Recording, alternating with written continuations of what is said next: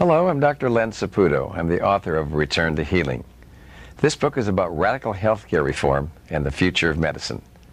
It's also an autobiography of my experience in medical training and with over 40 years of clinical practice. We're going to review some of the problems in healthcare, look at radical healthcare reform, and give you some practical solutions. I'd like to introduce you to my wife, Vicki, who's a registered nurse, and without whom this book could not have been written. And we'll be going through a Return to Healing, chapter by chapter, taking you with us through this personal journey. And we're going to start out in chapter 1 about the surprise healing that my wife, Vicki, had several years ago in Hong Kong. Vicki, do you remember that, when we were in a Hong Kong hotel and things just all seemed to fall apart? Well, I'll never forget that. We'd gone to Indonesia for a tennis tournament that you were in, an international tennis tournament. And after the tournament, we went to Thailand and Taiwan and Singapore, and we ended up in Hong Kong. That was our last stop, and it was our last evening.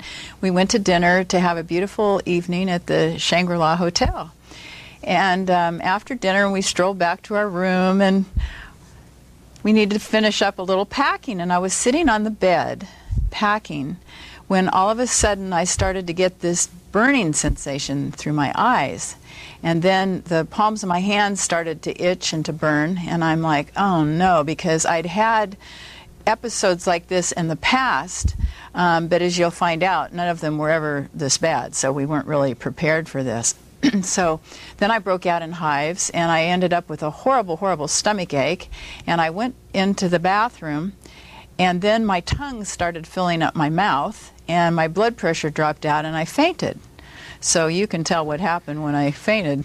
Oh boy, that was the scariest thing. You had had several problems like this before, and they were really all kind of minor, but me being a doctor from Duke and you being a nurse who had been practicing for a number of years, it was a difficult thing not to have my tools there. I didn't have any emergency kits, and we were stranded in a Hong Kong hotel.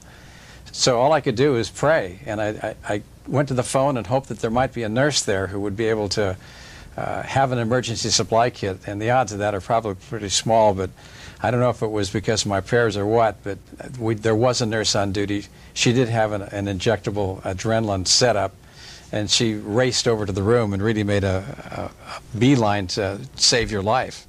And I remember as I was waiting for her to come, there was a knock on the door, and it was a little sooner than I thought she could get there, and I was really excited about that they were so fast. And it was, of course, it was the shoes and the clothes and the jackets that we had ordered from Tommy Lee's place. So I told them to just go away, and the nurse came down, and we gave you the injection of adrenaline, and you started to come around. Yeah, I felt a lot better, you know, because I'd had other similar episodes, but like I said, never as serious as this one. We did have some antihistamines, and we had brought some prednisone, but I'd never had to take it before. And I was feeling better, so I got back into the bed, and she was gathering up her supplies and things to leave, and all of a sudden it started all over again.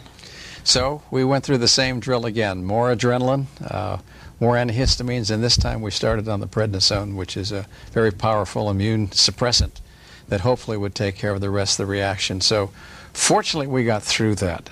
And then we had to get up early in the morning because we had an early flight. And when I got up and walked into the bathroom, the bottoms of my feet felt like I was walking on inner tubes.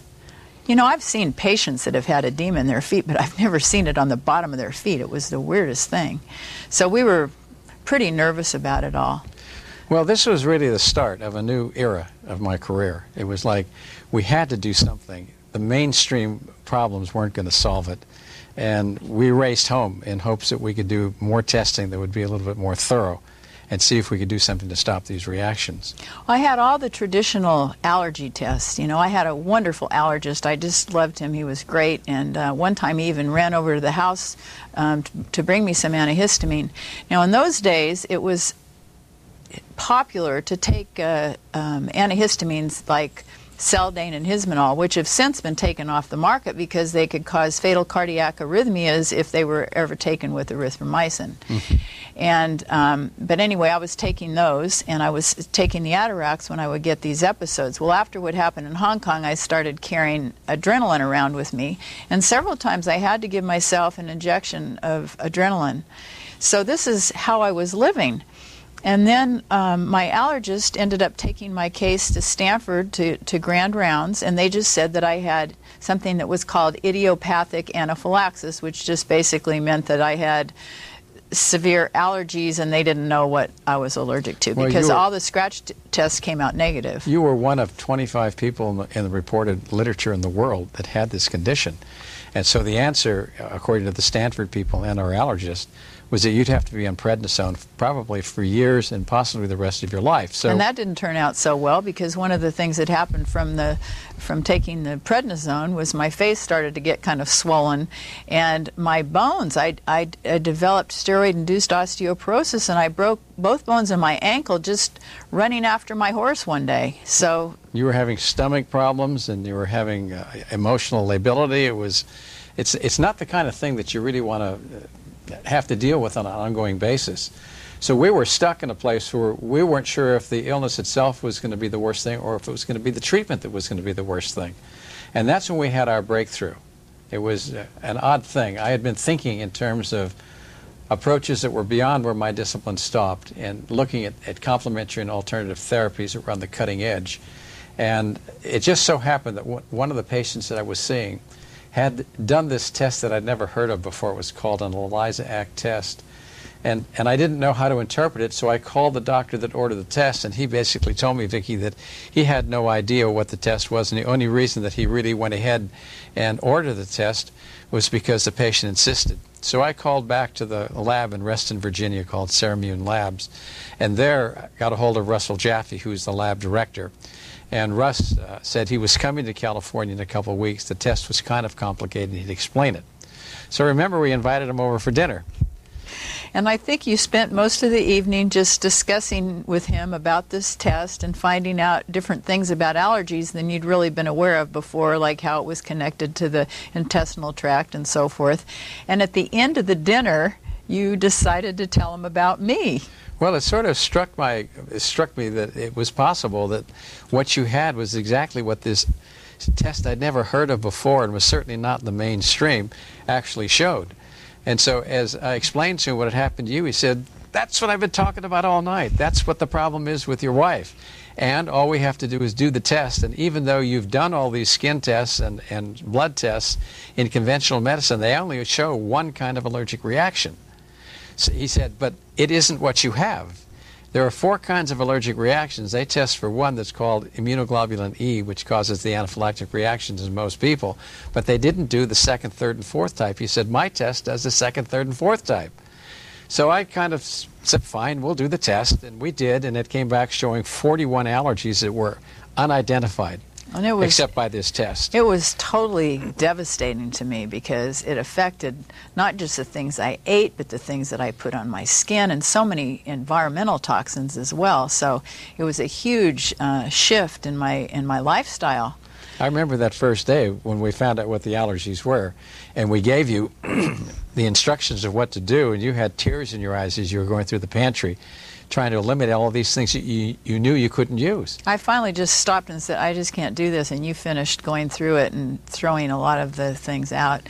But it's helped us to help a lot of other people by learning a lot of these things. And well, it did a lot for you. It was interesting to know that you could have such a thing as a delayed reaction, because that ended up explaining so many of the episodes that I'd had, because they didn't seem like they were even related to anything. Well, it was only a matter of a few weeks or a few months when we were able to get you off of all the medicines you're on, the prednisone and the steroids, the prednisone and the antihistamines and the H2 blockers, which are all used for allergies, and you were only on supplements, and you've had no attacks since that time. The strange part of this, to me, that I hadn't learned in my own training and wasn't part of conventional training, is that when you have allergic problems, a lot of the time it's because there's a malfunction in the gut. And that seems so distant from the immune system, but the way Russ Jaffe explained it to me, he says, "Look, The gut has pores in it. And if you have a problem because you are having allergies in the intestinal tract, and those nice tight pores that should be small somehow get inflamed and the pores get big,